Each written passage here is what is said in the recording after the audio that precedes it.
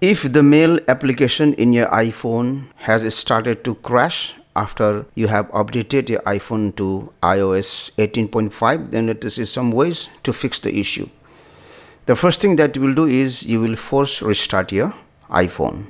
So for that one, you have to quickly press this volume up button and then quickly press the volume down button.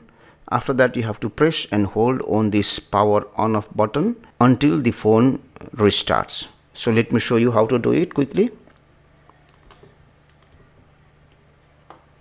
Now you have to press and hold until the phone shuts down and then restarts. Continue holding this button. Once you see this Apple logo, then you can leave the button. So once the phone has restarted, try to check if the mail application works normally or not. Now the next thing is, if you have a VPN app installed in your iPhone, then uninstall the VPN and check if this will fix the issue.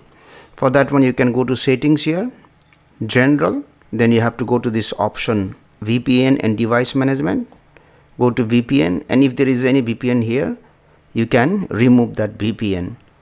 I have installed a VPN app, so I will tap and hold and then remove the app, delete app, and then delete.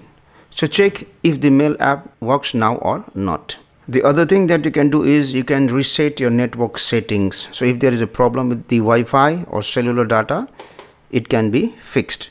For that one also, you have to go to this settings option here, go to general, go to this option transfer or reset iPhone, reset, select this option reset network settings.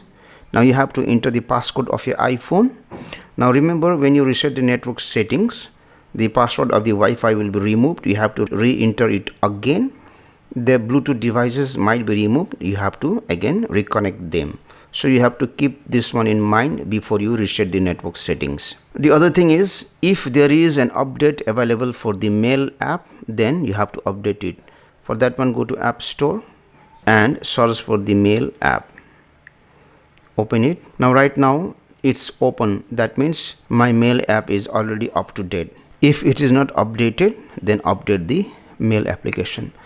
Now the last thing that you can do is you can delete your mail app and then reinstall it again. So what you have to do is you have to go ahead and then delete this mail app and then delete. And once you delete the mail app, reinstall the mail application and check if this will fix the issue or not. Thank you for watching the video. Please like and comment on the video if you found it helpful.